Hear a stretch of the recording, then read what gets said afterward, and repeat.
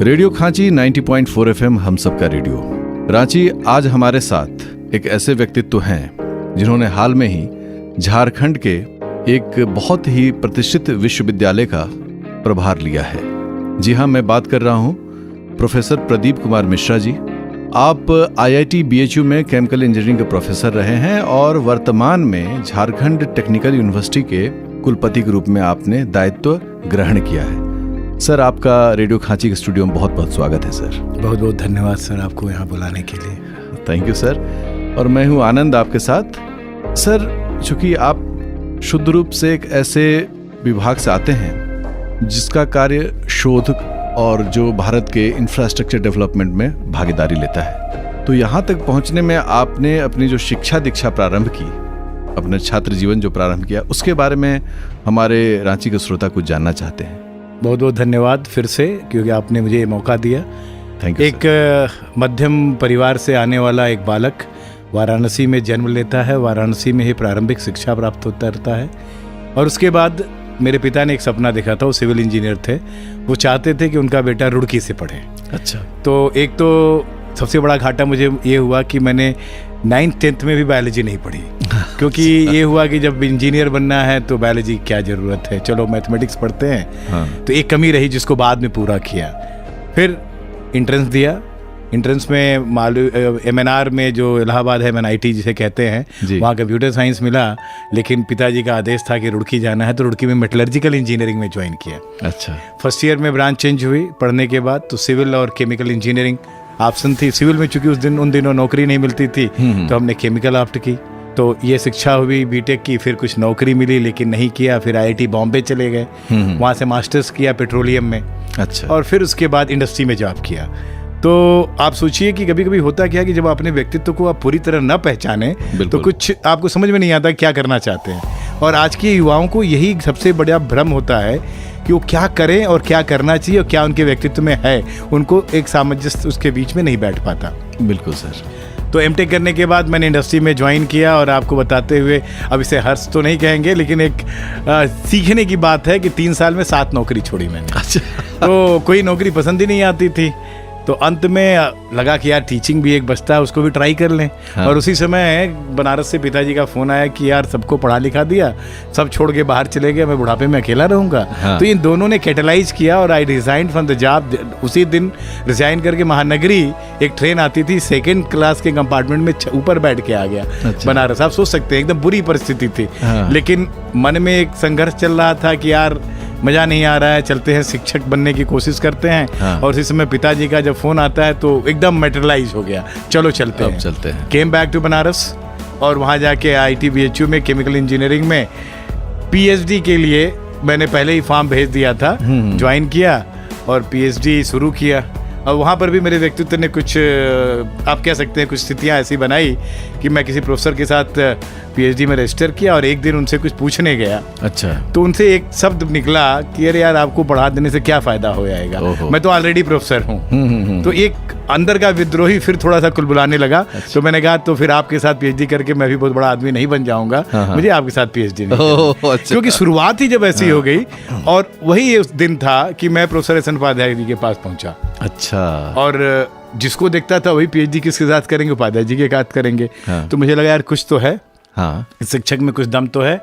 तो मैं पहुंचा उनके पास और मैंने कहा कि सर मुझे PhD अब नहीं करनी है, उनके अंडर आपके साथ करनी है। हाँ। इन्होंने समझा, सूखा, फिर पता नहीं क्या समझ कर उन्होंने कहा नहीं ऐसा करिए, यंग आदमी है एक, उनके पास चले जाइए, मैं टॉपिक वॉपिक सब बता दूंगा। अच्छा। तो मुझे थोड़ा सा अच्छा नहीं लगा उस समय। हाँ। कि क्यों ऐसा किया, पता नहीं किसी को भी PhD कराते हैं और मुझे मना किया। हाँ। खैर कोई बात नहीं, मैं गया, उनके साथ ज्वाइन किया जो सर ने बताया था।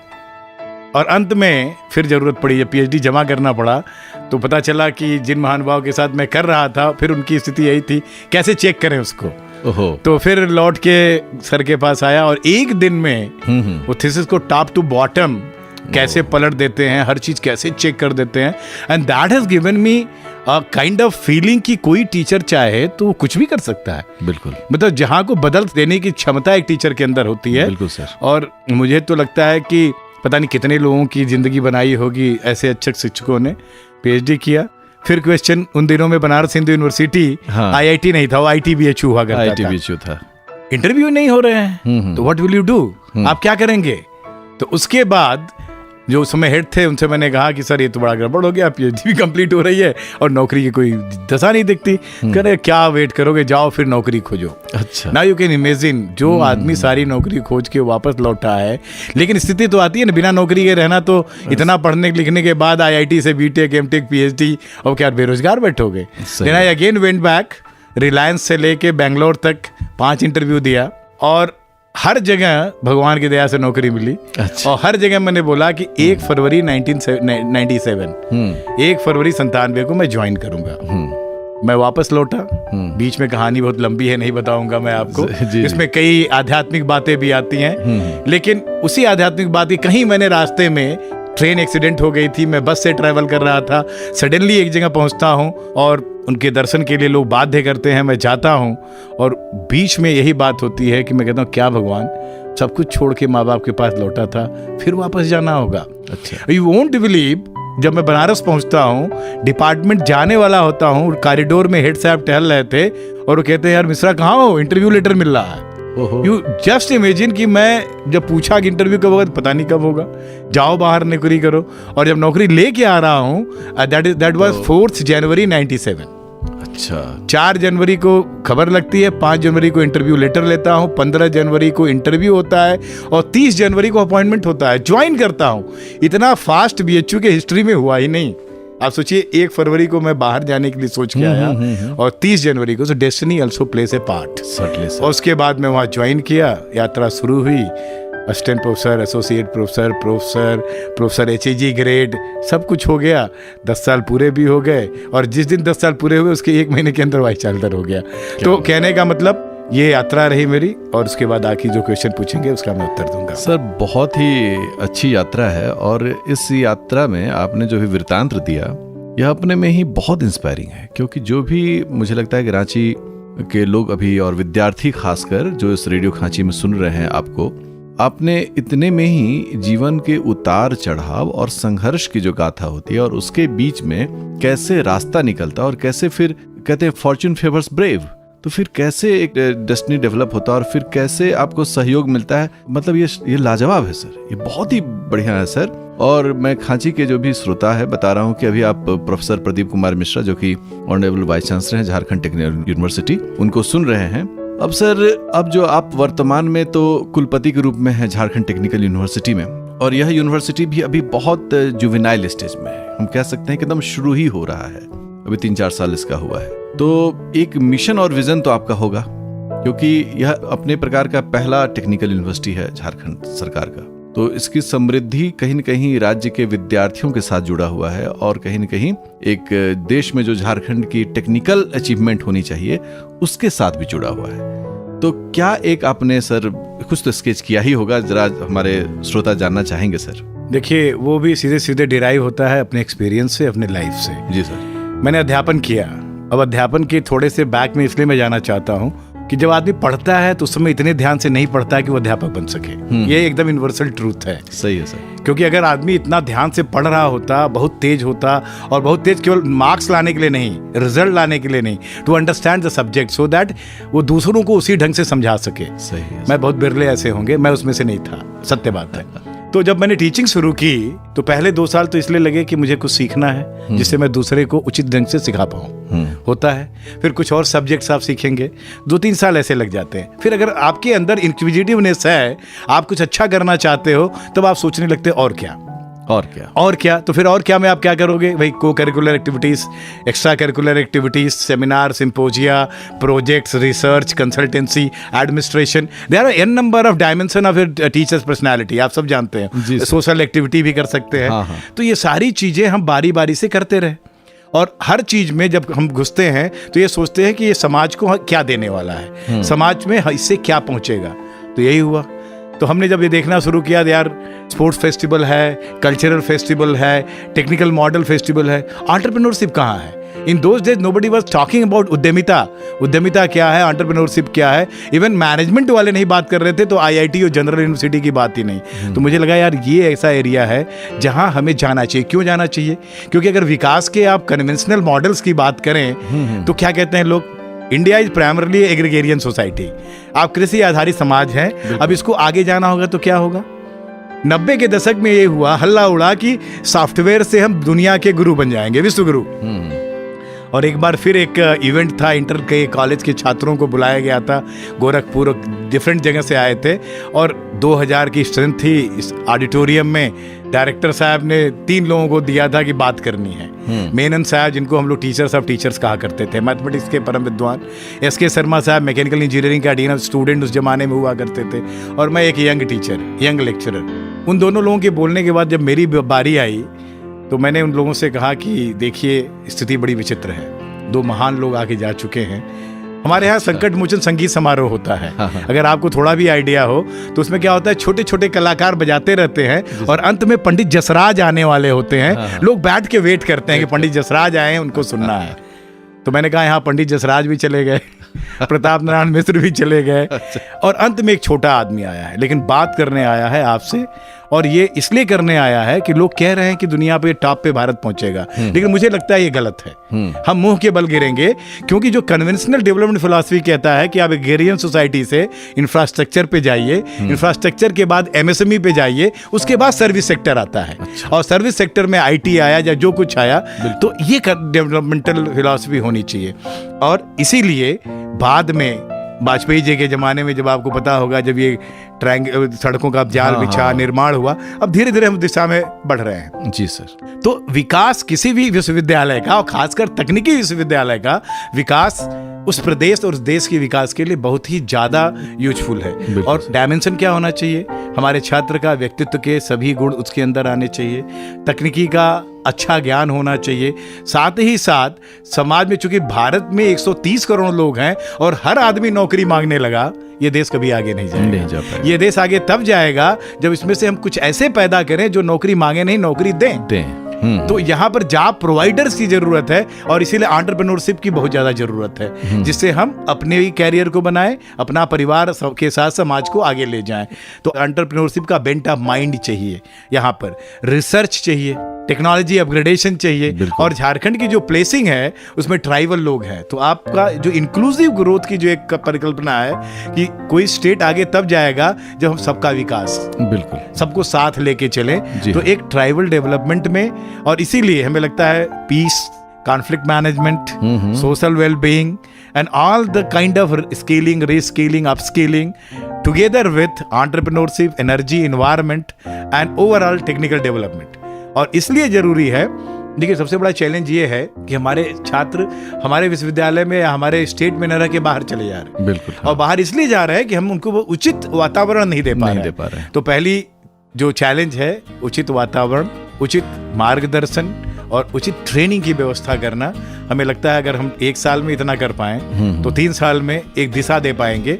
और जैसे आपने कहा था, ये बच्चा पैदा तो बहुत जल्दी हुआ है, मतलब कुछ दिन पहले हुआ है, लेकिन उसकी मैल नरिशिंग है, तो उसका नरिशमेंट भी अच्छा नहीं हुआ है। अच्छा। तो जैसे एक फ्रेश बच्चा पैदा होता है, उसको पालना आसान होता है, लेकिन अगर कुपोषित बच्चा हो तो थोड़ा कठिन होता है। जी, तो चैलेंज है, लेकिन कर देंगे, किया जाएगा सबके सहयोग से। नहीं, आपने बहुत ही अच्छे तरीके से चीज़ों को, सर आप जैसे समझाते हैं ना, तो एक हम लोग के दिमाग में थिएटर ऑफ माइंड क्रिएट होने लगता है। और मुझे लगता है कि जो रेडियो खांची के सुन रहे हैं, खासतौर पर जो विद्यार्थी सुन रहे हैं और जो कि टेक्निकल एजुकेशन अपने ज़िंदगी को आगे बढ़ाना चाहते हैं, तो आप बस समझें कि ये जो सर की बातें हैं वह आपके जीवन में बहुत बड़ी बदलाव को लाने के लिए काफ़ी है।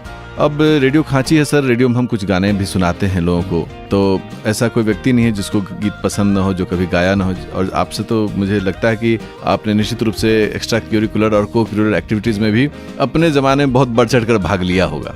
तो सर कोई पसंद का ऐसा कोई गीत है आपका, तो हम अपने लिसनर्स को एक बार। मोहम्मद रफ़ी का एक गाना, खोया खोया चाँद खुला आसमान, अगर इस तरह का गाना हो तो बिल्कुल है, बिल्कुल है, तो ये सुनवा सकते हैं। जी जी, तो अभी आप गाना सुनिए, ये मोहम्मद रफ़ी साहब ने गाया है, खोया खोया चाँद खुला आसमान, आंखों में सारी रात जाएगी, तुमको भी मेरी याद आएगी। ओ हो, खोया खोया चाँद खुला आसमान, आँखों में सारी रात जाएगी, तुमको भी कैसे नींद आएगी। ओ खोया खोया चाँद खुला आसमान, आँखों में सारी रात जाएगी, तुमको भी कैसे नींद आएगी। ओ खोया खोया चाँद।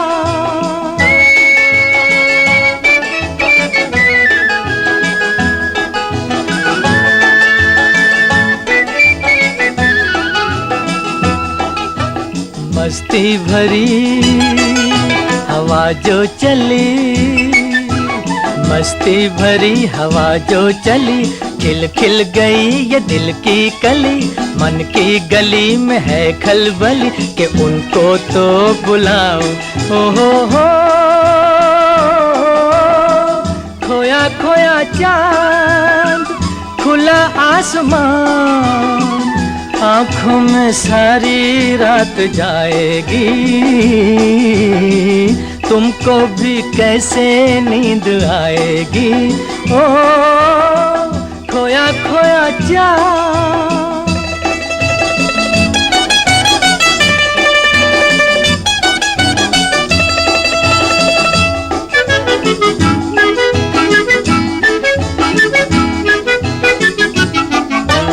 तारे चले नजारे चले, तारे चले नजारे चले, संग संग मेरे वो सारे चले, चारों तरफ इशारे चले, किसी के तो हो जाओ।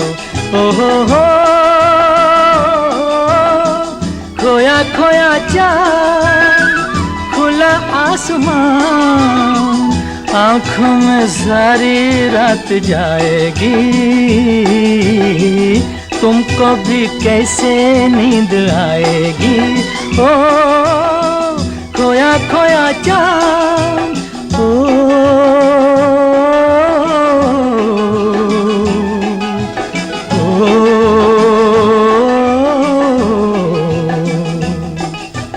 ऐसी ही रात भीगी सी रात, ऐसी ही रात भीगी सी रात, हाथों में हाथ होते वो साथ, कह लेते उनसे दिल की ये बात, अब तो ना सताओ। ओ हो खोया खोया चाँद, खुला आसमान, आँखों में सारी रात जाएगी, तुमको भी कैसे नींद आएगी। ओ खोया खोया चाँद।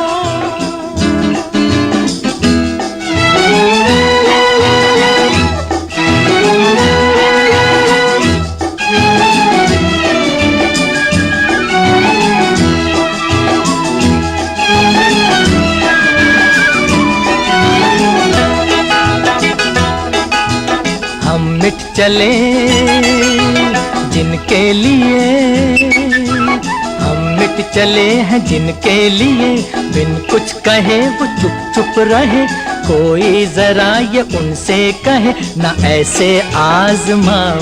ओ हो खोया खोया चाँद, खुला आसमान, आँखों में सारी रात जाएगी, तुमको भी कैसे नींद आएगी। ओ खोया खोया चाँद, खोया खोया चाँद, खोया खोया चाँद, खोया खोया चाँद, खोया खोया चाँद, खोया खोया चाँद। Welcome after the break. और मुझे पक्का यकीन है कि आपने इस बहुत ही मीठे गाने को एंजॉय किया होगा। और अभी हमारे साथ हैं प्रोफेसर प्रदीप कुमार मिश्र, जो कि IIT BHU के केमिकल इंजीनियर प्रोफेसर हैं और साथ ही honourable vice chancellor Jharkhand technical university हैं।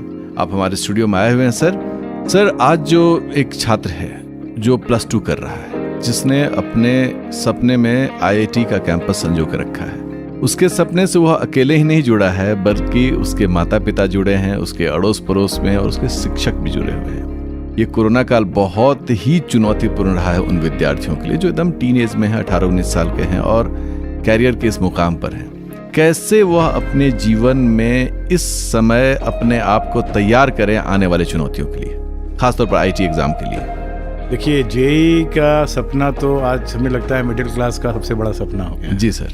और दिन पर दिन वो बढ़ता चला जा रहा है। यहाँ पर मैं माँ बाप लोगों से भी थोड़ी बात करना चाहूँ। मैं चाहता हूँ कि आपका बच्चा या हमारा बच्चा एक अच्छा नागरिक बने देश का। बिल्कुल। और उसके लिए जैसा मैंने कहा ना, उसमें व्यक्तित्व के सारे गुण होने चाहिए, समाहित करिए। हो क्या रहा है कि 8th 8 पास करते करते या 6, कुछ लोग तो इतने आगे हैं 6 के बाद ही सपना देखने लगते हैं कि आईटी में पढ़ना है। तो फिर 6वें 7वें से शुरू हो जाता है। तो उसके बाद क्या होता है कि उनका बहुमुखी व्यक्तित्व न हो के एक मुखी व्यक्तित्व हो जाता है। और हम लोग बहुत बुरी तरह इसको फील करते हैं। जब लड़का पढ़ने, आज से 20 साल पहले जो लड़का पढ़ने आता था उसके व्यक्तित्व में सब कुछ होता था, उसको एनालिटिकल बेंट ऑफ माइंड होता था। लेकिन आजकल आईटी में जो बच्चे आते हैं उसमें 90% ऐसे होते हैं जो जैसे लगता है सब कुछ रट के आ गए हैं। उनकी जिंदगी का केवल एक ही उद्देश्य है। और होता क्या है, ऐसे लड़के जब कभी फेल होते हैं तो बहुत बुरी तरह डिप्रेशन में जाते हैं और उनका परिवार भी जाता है। और हमने असफलताओं को बहुत नजदीक से देखा है।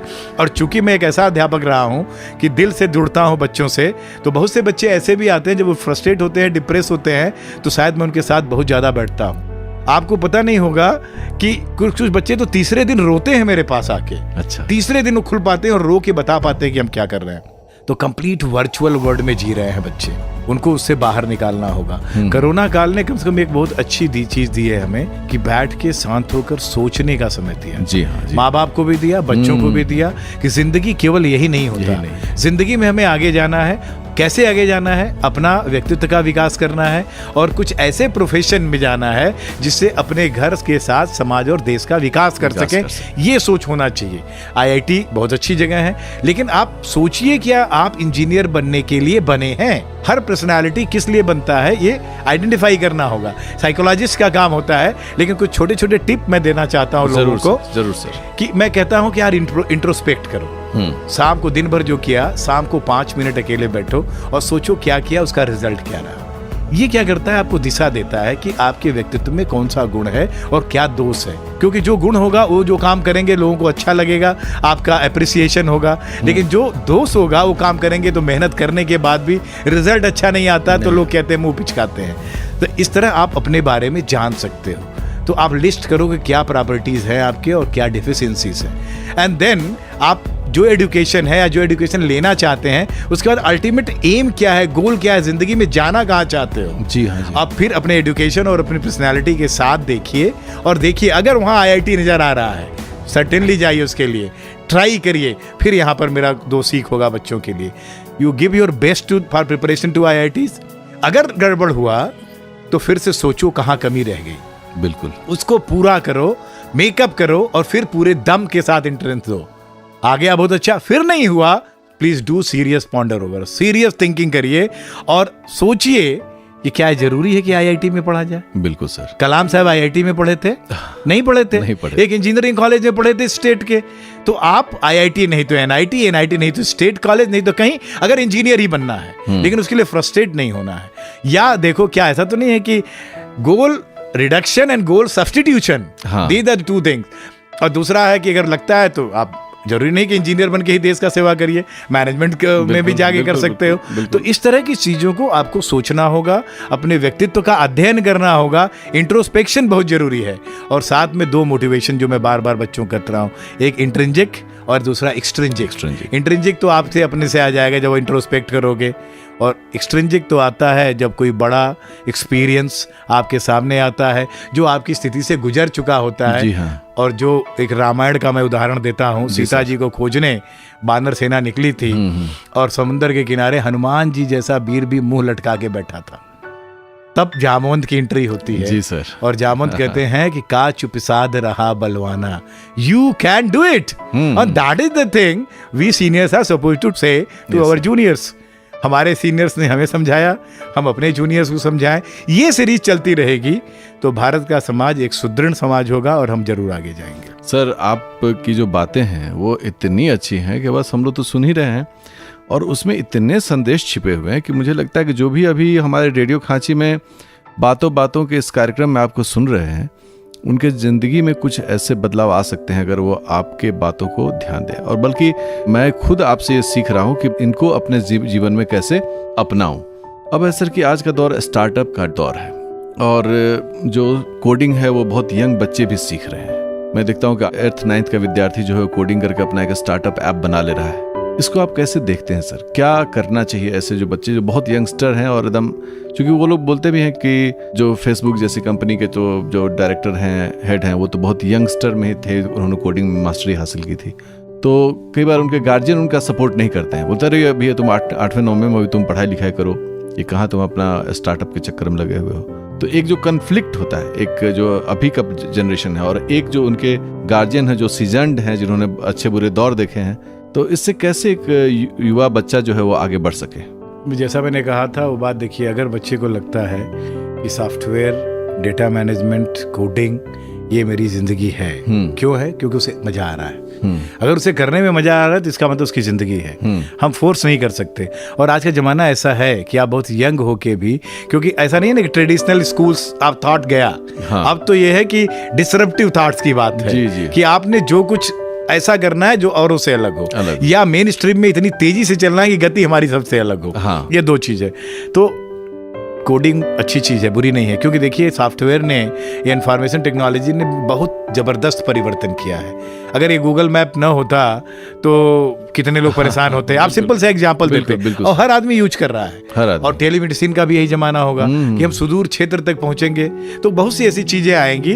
तो हमने भी बहुत से शुरू के दिनों में जब ये शुरू हुआ था तो हमने अपने कुछ बच्चों से ज़बरदस्ती एक कंपनी शुरू कराई थी, प्रोग्रामिंग पाठशाला। बहुत ज़बरदस्त कंपनी चलती है। तो हर क्षेत्र में स्टार्टअप की अगर बात करें तो कम से कम मैं इतना अपने को किस्मत समझता हूं कि हर क्षेत्र में बड़ी बड़ी कंपनी हमने निकाली। और एकदम आप एग्रीकल्चर वेस्ट से लेके, राख से लेके, डेटा माइनिंग से लेके, एआई से लेके, एमएल, आईओटी, जिस क्षेत्र की बात करें उसमें लड़के निकले। तो फिर वही कहानी है, अगर बच्चे का दिल बहुत जबरदस्त किसी कार्य को करने का कर रहा है, माँ बाप बैठें उसके साथ, उसको सुनने की कोशिश करें, उसको समझने की कोशिश करें, और उसको अगर उनको लगता है कि कहीं कच्चा है मेरा बच्चा, तो अपने साथ दूसरे भी कंसल्टेंट से, दूसरे परामर्शदाता से उससे बात कराएं। लेकिन अगर वो डिटरमिन्ड है तो हमारा ये कर्तव्य बनता है कि हम उसके पीछे हाथ रख के खड़े हो जाएं और उसको आगे बढ़ाने में मदद करें। जी हाँ, बिल्कुल आपने एकदम सही कहा सर। और आज के गार्जियन भी हमें लगता है कि उस दौर से निकल कर आगे आ चुके हैं कि वो इस तरह के अपने बच्चों के साथ खड़े रहते हैं। रेडियो खांची में गाने का भी एक प्रचलन है सर, आपकी कोई और पसंद की गीत अगर है तो हम उसे सुनाएं। अब बड़ा कठिन क्वेश्चन है, गाने कम सुनता हूँ, लेकिन एक शकीला हुआ करती थी हीरोइन। जी। और देवानंद, शकीला, वहीदा रहमान उसमें विलेन थी। पिक्चर का नाम तो मुझे एग्जैक्ट नहीं याद आ रहा है, लेकिन वही एक पिक्चर था जिसको मैंने 300 लगातार देखा था जब मैं बीटेक करता था। तो 12 से 3, 3 से 6 और 6 से 9 शायद उस पिक्चर को देखा था।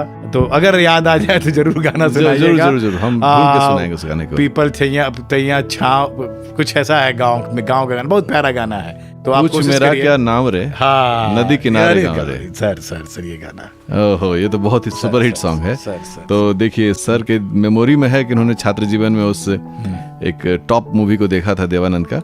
ये गाना आपके लिए प्रस्तुत है और हम मिलते हैं इस गाने के बाद।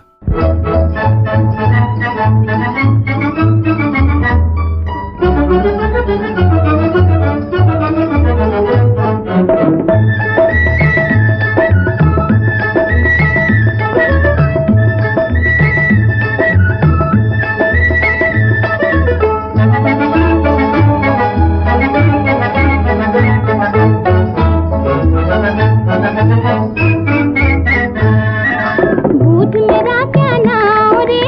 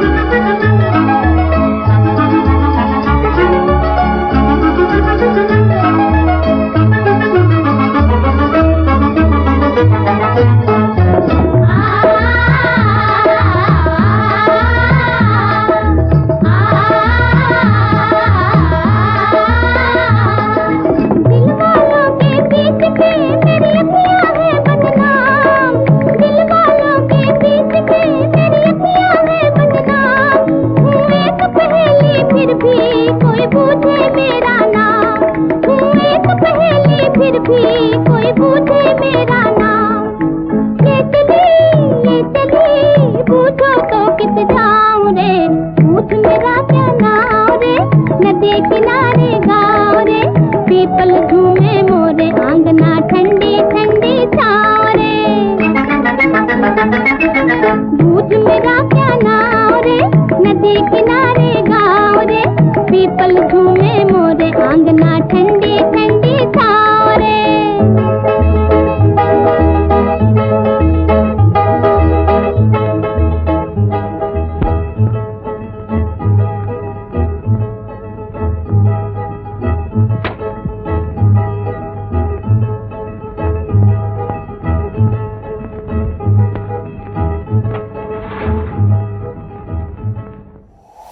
तो इस मधुर से गाने के ब्रेक के बाद हम फिर वापस आते हैं रेडियो खांची में। आप सुन रहे हैं बातों बातों में, मैं हूं आनंद और हमारे साथ आज स्टूडियो में है प्रोफेसर प्रदीप कुमार मिश्र। आप ऑनरेबल वाइस चांसलर हैं झारखंड टेक्निकल यूनिवर्सिटी के। सर, आपके विश्वविद्यालय के अंतर्गत किस प्रकार के कोर्सेस छात्रों के लिए उपलब्ध हैं?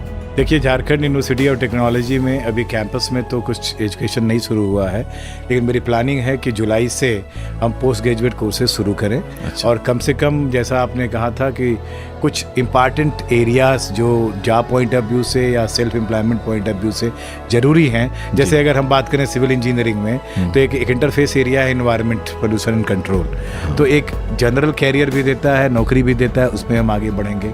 मैकेनिकल इंजीनियरिंग की बात करें तो मैन्युफैक्चरिंग एक ऐसे एरिया है जहां आज फ्यूचर अच्छा है, तो उसमें हम काम शुरू करेंगे। फिर अगर हम इलेक्ट्रिकल कंप्यूटर इलेक्ट्रॉनिक्स की बात करें तो उसमें कुछ एरिया है, जैसे आपने डेटा माइनिंग की बात कर ली, AI IoT ML की बात कर ली, इसमें हम सोर्स शुरू करेंगे। तो जो हमारे ऑलरेडी बच्चे जो UG में हैं उनके लिए एक ऑप्शन हो सकता है कि वो अपने स्टेट में झारखंड यूनिवर्सिटी ऑफ टेक्नोलॉजी में कुछ निच एरिया में पोस्ट ग्रेजुएट कोर्स करें। जहाँ तक अंडर ग्रेजुएट कोर्सेज की बात है तो हमारे पास सभी 11 इंजीनियरिंग कॉलेजेस हैं, जिसमें BIT सिंदरी प्रोमिनेंट है और साथ ही साथ निफ्ट रांची भी हमारे साथ एफिलिएटेड है। तो इसमें लगभग सारे कोर्सेज चलते हैं। निफ्ट स्पेशलाइज्ड है फाउंड्री और फोर्ज की, उसमें मैन्युफैक्चरिंग काइंड ऑफ पढ़ाई होती है, लेकिन BIT सिंदरी में सारे ब्रांचेज हैं।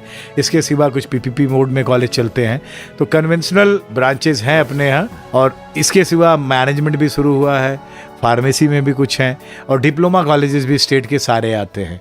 तो आपको जो मन हो, जहाँ जाना चाहते हो आप आइए, और मैं ये प्रॉमिस करता हूँ कि ये यूनिवर्सिटी धीरे धीरे अपने उन्नति की तरफ बढ़ेगी।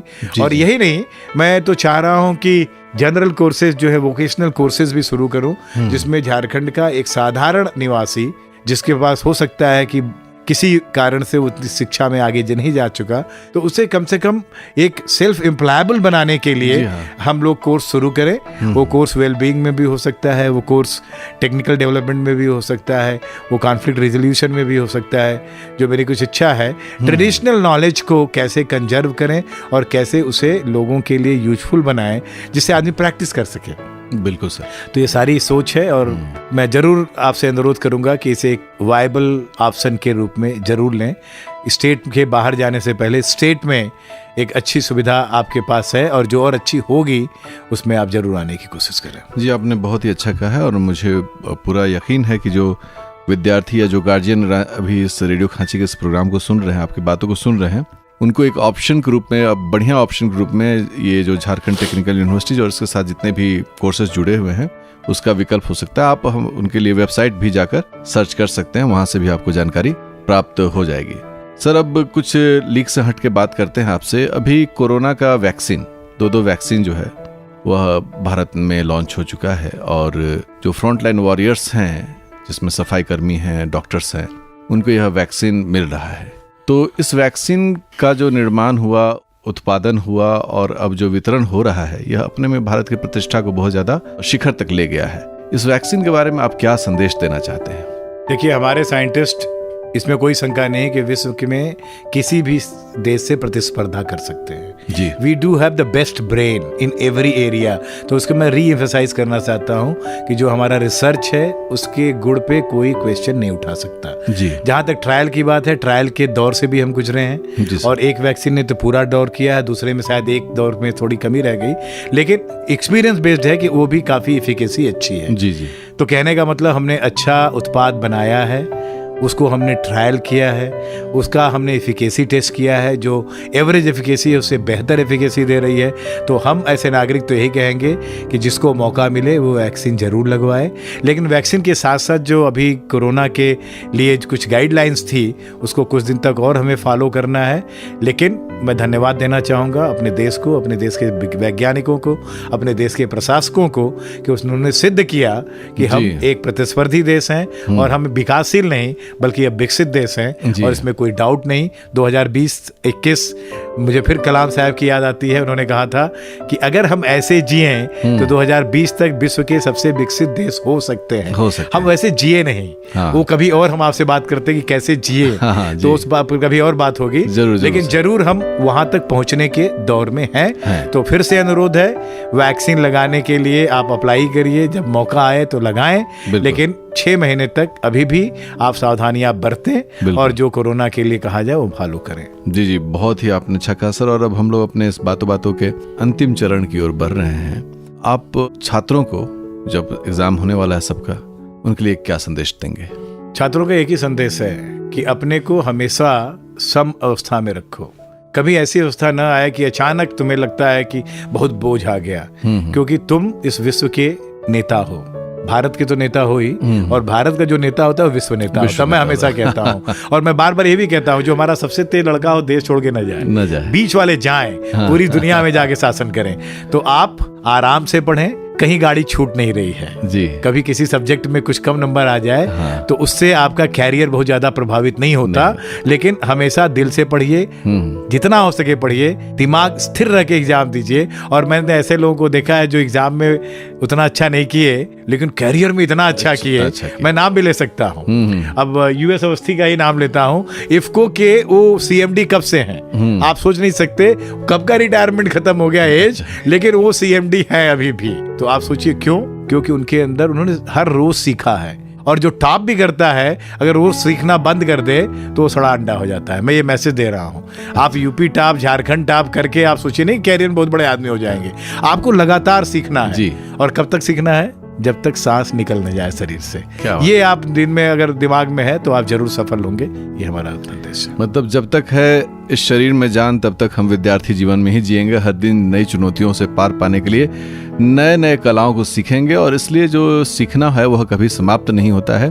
तो विद्यार्थी जो भी हैं उनको एक मैसेज मिला है कि हर कदम एक नई जंग है, और इस जंग से कैसे जीतेंगे उसके लिए ही गुरुजन हैं, सर हैं, आपका परिवार है, सब साथ में खड़ा है।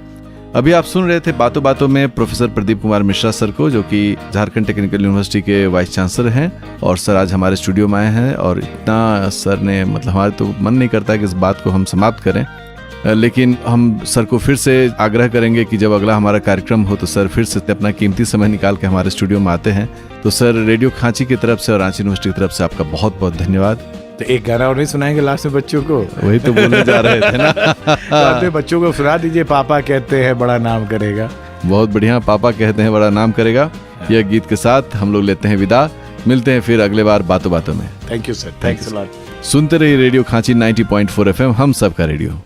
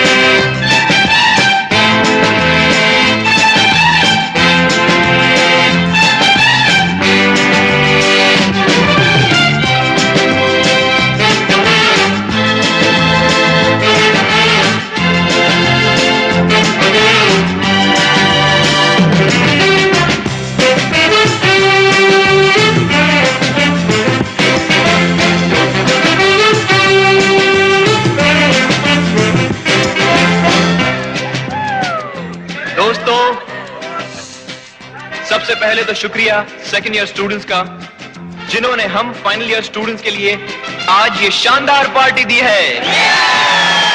Thanks a lot, we'll miss you. हमारे लिए कॉलेज का ये आखिरी दिन है और मैं जानता हूं कि आने वाली जिंदगी के लिए सभी ने कुछ न कुछ सोच रखा है, लेकिन मैंने अपने लिए कुछ नहीं सोचा है। और आज मुझे बार बार एक ही ख्याल आ रहा है। पापा कहते हैं बड़ा नाम करेगा, बेटा हमारा ऐसा काम करेगा, मगर ये तो कोई न जाने कि मेरी मंजिल है कहाँ। पापा कहते हैं बड़ा नाम करेगा, बेटा हमारा ऐसा काम करेगा, मगर ये तो कोई न जाने कि मेरी मंजिल है कहाँ। पापा कहते हैं बड़ा नाम करेगा।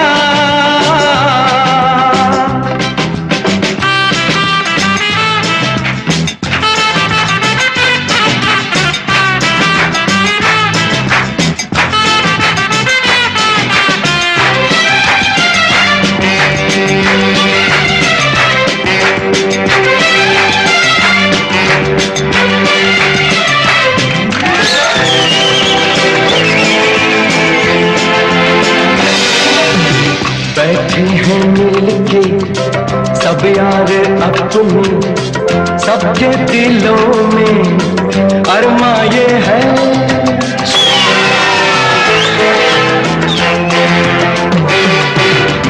बैठे हैं मिलके सब यार अपने, सबके दिलों में अरमा ये है। वो जिंदगी में कल क्या बनेगा, हर एक नजर का सपना ये है। कोई इंजीनियर का काम करेगा, बिजनेस में कोई अपना नाम करेगा, मगर ये तो कोई न जाने कि मेरी मंजिल है कहाँ। पापा कहते हैं बड़ा नाम करेगा।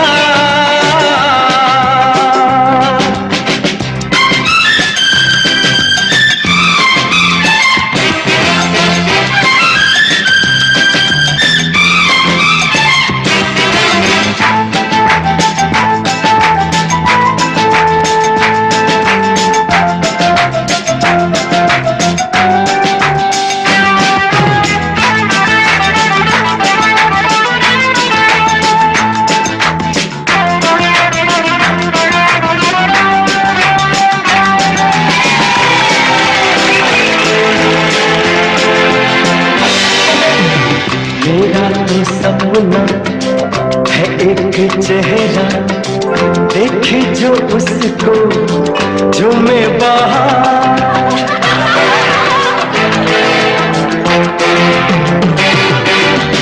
मेरा तो सपना है एक चेहरा, देखे जो उसको झूमे बाहर। गालों में खिलती कलियों का मौसम, आंखों में जाल